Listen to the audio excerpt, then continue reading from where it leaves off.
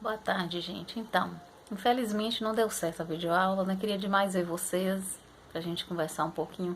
Mas eu queria passar para vocês sobre a Semana Santa e sobre essa semana que nós acabamos de viver, que ela é chamada Semana das Dores. É a semana que antecede a Semana Santa para que a gente possa viver, buscar mais fervorosamente seguir os passos de Maria, né? Porque a gente fala medida sobre as 7 dores de Maria durante cada dia dessa semana, de domingo até hoje, no caso, né? Cada dia é meditada uma das dores de Maria, das 7 dores que ela sofreu vendo o filho dela, né? Desde que Jesus nasceu até o dia que ele morreu e foi sepultado. Então, essa semana que a gente, né, termina hoje, ela medita as 7 dores de Maria. A primeira delas é a profecia de Simeão no templo. Quando Maria vai apresentar Jesus no templo, o profeta Simeão vai falar, né, que esse menino será causa de queda e de elevação em Jerusalém e que uma espada transpassará sua alma. É isso que Maria ouviu, né, de Simeão, e depois ela ia descobrir que essa espada é o sofrimento mesmo que ela teve com a morte de Jesus, com tudo que Jesus passou, né? A segunda dor é a fuga para o Egito, porque quando Herodes descobre que Jesus está vivo, né, que ele seria o futuro rei, ele ficou com medo e mandou matar as crianças, todas as crianças até 2 anos de idade. Então o anjo apareceu para José em sonho e pediu para que eles fugissem para o Egito. Essa foi a segunda dor. Né?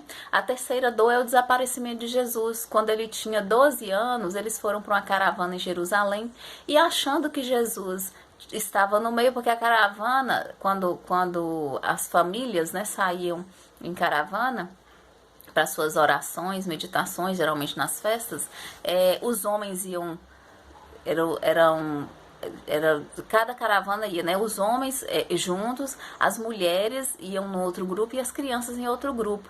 Então, como eles acham, José e Maria achavam que Jesus estava no grupo das crianças, eles seguiram o caminho. Depois descobriram que Jesus não estava lá. E aí eles tiveram que voltar e até encontrar Jesus no templo pregando para os doutores da lei aos 12 anos de idade, né? A outra dor de Jesus é quando Maria, já na via crucis, né, já na via sacra, ela encontra Jesus no caminho, já carregando a sua cruz, martirizado. Aquele filme Paixão de Cristo vai mostrar essa cena, né, onde Maria não diz nada, ela só olha para Jesus e passa uma mensagem de amor para Jesus através do seu olhar, né? A outra dor Maria observa o sofrimento de Jesus na cruz. Ela está aos pés da cruz, né, olhando o sofrimento de Jesus, ao lado de João e Maria Madalena também nas cenas mostram, né? Mas a Bíblia vem nos falar que aos pés da cruz de Jesus estavam Maria, né, sua mãe, Maria Madalena e João, o discípulo. Em aquele momento, inclusive, que ele né, oferece, entrega Jesus, ele entrega Maria para que João pudesse cuidar dela, né? E entrega João a Maria também.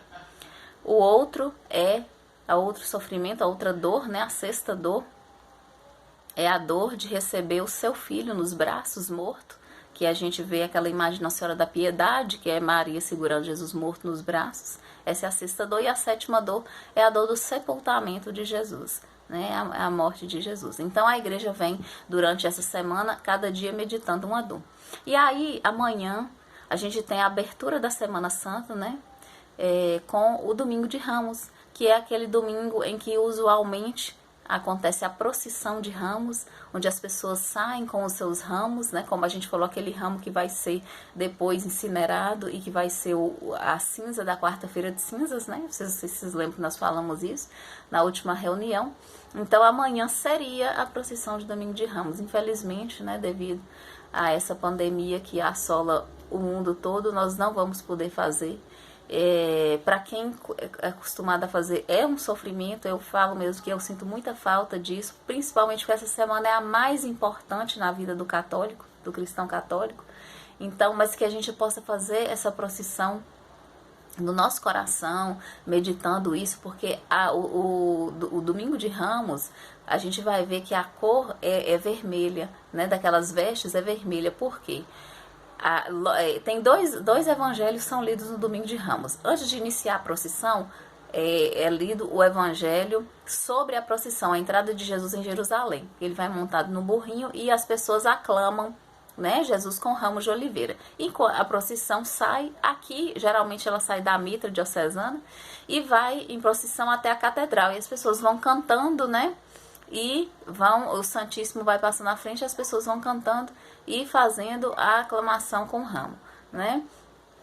Depois, quando chega na igreja, a gente tem as leituras, né? E a leitura do evangelho, quando a gente chega na igreja, do rito normal da missa, é o da Paixão de Cristo. Então há essa ligação entre o Domingo de Ramos e a Paixão de Cristo, porque as mesmas pessoas que aclamavam Jesus com os ramos no domingo, na sexta-feira, são aquelas mesmas que pedem para que Jesus seja crucificado. Então é feita essa ligação. Por isso que usa-se a cor vermelha, porque a gente remete à Paixão de Cristo também. E aí, caminhando na Semana Santa, na segunda-feira, geralmente acontece, né? Obviamente deve acontecer a bênção dos óleos santos. São os óleos usados nos sacramentos. O sacramento da crisma, do batismo, da unção dos enfermos, da ordem. Essa é a bênção, né? Os óleos dos santos óleos, a bênção dos santos óleos, missa da bênção dos santos óleos. Acontece na segunda-feira. Todo o óleo da diocese inteira, no nosso caso a diocese de Teoflotone, de todas as cidades que compõem a diocese de Teoflotone, é abençoado nessa missa, na missa de segunda-feira, onde o bispo é que faz essa celebração, é a coisa mais linda. O ano passado eu vi, é muito bonita.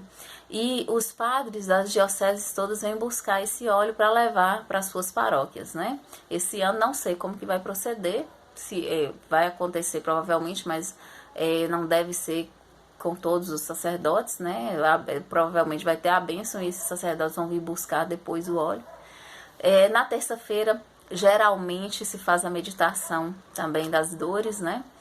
Da Via Sacra. Quarta-feira, aqui na catedral, geralmente acontece a procissão do encontro, onde sai a imagem de Maria de um lado de uma paróquia e Jesus com a cruz, né, carregando a sua cruz de uma outra paróquia, e aí essas duas imagens se encontram na catedral, né, depois dessa procissão.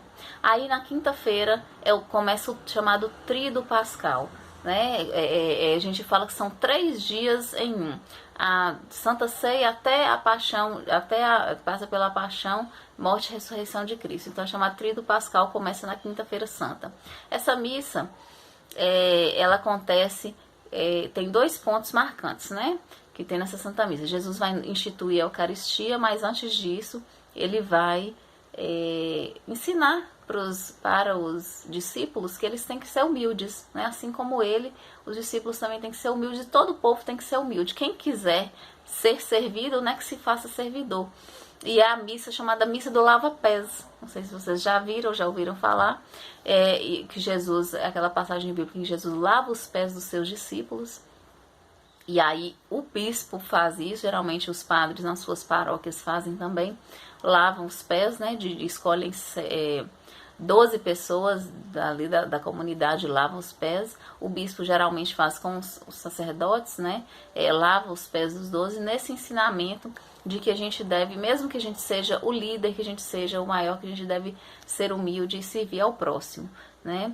Então, a chamada missa de lava-pés e também a instituição da Eucaristia, porque foi quando Jesus deixou para nós, né? Deixou o seu corpo e o seu sangue. E para nós na Santa Ceia, que é chamada a última ceia, mas que para nós foi a primeira, né? Que foi a instituição da Eucaristia, que é o sacramento do próprio Cristo vivo, né? Que se faz presente para nós, que futuramente nós vamos falar sobre isso, se Deus quiser, na nossa aula presencial no decorrer desse ano. Quinta-feira, quando termina a celebração, na verdade, ela não se encerra, não há bênção final. Depois que termina a celebração, aquele ponto da celebração, não há a bênção final, as pessoas vão para suas casas em silêncio, aí já começa o silêncio, aquela meditação que nós temos que ter da Sexta-feira Santa. Acontece a chamada desnudação dos altares. O que é isso? Todos os santos são cobertos, né? Não sei se vocês já viram quando entraram na igreja, de manto roxo, todos os santos são cobertos, a toalha retirada do altar, inclusive o Santíssimo, né, a hóstia consagrada é tirada do Santíssimo e é colocada em exposição para ser adorado. No caso da catedral, é colocado naquele que a gente chama de Salão da Juventude, que é onde o EAC faz as reuniões. Ali fica exposto para que haja adoração durante toda a madrugada até a sexta-feira, 3 horas da tarde, onde haverá a celebração, né, da sexta, que é o único dia no ano em que não há missa. É chamada, né, apenas a celebração litúrgica que acontece, não há missa. Por que que não há missa? Porque na missa a gente vive a paixão, a morte, a ressurreição de Cristo. Em todas as missas a gente celebra isso. E na sexta-feira a gente não celebra a ressurreição. Então não há essa consagração, né? Não acontece a consagração no altar. A missa só acontece quando há consagração pelas mãos do sacerdote, a transformação do vinho em sangue de Cristo e daquela partícula, né, que a gente chama aquela hóstia não consagrada, é partícula, e essa hóstia se torna o corpo de Cristo. Então é a consagração. Não acontece isso na sexta-feira, na missa de sexta-feira santa, né, na missa da paixão de Cristo. A igreja começa, pega o sacerdote vem, né, o sacerdote vem com o Santíssimo Sacramento. Acontece, a entrada é em silêncio, não há música, não há bênção inicial, né? Quando o sacerdote entra, 3 horas da tarde que acontece, porque é o horário em que Jesus morreu. Então tem aquela procissão de entrada em silêncio, todos se ajoelham, e aí depois se levantam e começa a celebração. Aliás, que a gente chama de continuação da celebração da quinta-feira, porque não houve bênção final na quinta e não há bênção inicial na sexta-feira, né? E aí acontece toda essa leitura também da Paixão de Cristo, a meditação. As hóstias que a gente recebe não são as consagradas na própria quinta, como eu disse, são as consagradas, aliás, na sexta. São as consagradas na quinta-feira, que são utilizadas, por isso se consagra hóstias numa quantidade maior, né? Para que sejam utilizadas também na celebração da sexta-feira. Geralmente, a adoração do Santo Madeiro, né? A gente vai em procissão e beija a cruz de Cristo, lembrando, né, que foi pela cruz, sua redenção, né, e morte de cruz que nós fomos salvos. Então, por isso há o beijo do Santo Madeiro na sexta-feira. Aqui, de qualquer forma, se houvesse celebração, não haveria o beijo, né? Estaria suspenso, mas infelizmente também não vamos ter a celebração. E a comunhão, normalmente, a gente recebe a comunhão também. Aí a gente vai para as nossas casas em silêncio também. É o dia que a gente, é um dos dias do ano que a gente se abstém de comer carne. Como a gente sabe, é a quarta-feira de cinzas e a sexta-feira santa. Silêncio, não é dia de ficar batendo papo à toa. A gente faz meditação, a gente faz leituras, né? A gente intensifica nossas orações. E quando chega no sábado também, que muitos conhecem como sábado de aleluia, né? Mas é a vigília pascal, é onde o início do sábado, a gente também tem que iniciar, tem que continuar nessa meditação, nessa penitência, nesse jejum, porque a gente ainda está vivendo a morte de Cristo. Cristo ainda está sepultado. Aliás, o corpo de Cristo está sepultado, porque a alma de Cristo, o Espírito de Cristo, pelo que a nossa igreja entende, ela foi salvar as almas puras, né? Ela foi salvar as almas dos bons. Almas puras não, desculpe, as almas dos bons, as pessoas boas. É isso que a igreja nos ensina. Então, até morto, Cristo foi trabalhar. Ele como a gente fala no credo, né? Desceu à mansão dos mortos e foi resgatar as almas das pessoas justas. E aí houve salvação, inclusive, para aquelas almas, né? Então, Jesus não ficou deitado na sexta, no sábado, não. Ele trabalhou, seu espírito trabalhou. E aí, quando chega a noite, é o dia mais importante, é a celebração mais importante, que é a chamada Vigília Pascal. Nela tem muitos momentos importantes, e o principal, né, o início quando isso aqui é um Sírio Pascal, mini Sírio Pascal que eu tinha, a vela que vai iluminar ao altar durante todo o tempo da Páscoa, gente. A minha já tá gasta, né? Essa aqui é do ano de 2018. acontece a bênção do fogo, é o início da celebração na porta da igreja, acontece a bênção do fogo, o bispo vai abençoar o fogo, e com esse fogo ele vai depois acender o círio pascal, né? Mas primeiramente acontece a preparação desse círio. O que acontece? Tem essa vela, todo ano tem a sua vela diferente, tem o seu círio diferente. Esse aqui no caso 2018, né? Então vocês veem que aqui em cima não dá pra ver direito, mas tem um 2, um 0, um 1 e um 8. 2018, esse mini círio meu foi do ano de 2018 que eu comprei. E aí, o sacerdote, ele vai colocar os cravos de incenso. Vocês estão vendo esses 5 pontinhos vermelhos, representam as 5 chagas de Jesus. Né? O círio pascal, ele representa Jesus, que é a luz que ilumina o mundo. E as 5 chagas são representadas por esses 5 pontos aqui, que são, no caso da vela maior, porque o círio é uma vela enorme, vocês vão ver, né, na igreja, são cravos de incenso. E cada cravo significa uma chaga, e a cada vez que o bispo vai colocando uma chaga, ele vai fazendo uma oração. Né? Tem também o círio, ele tem o desenho aqui não vai ter, porque já queimou, mas tem as letras alfa e ômega, aqui embaixo tem o ômega, que são as letras alfa e ômega, as letras, né, do alfabeto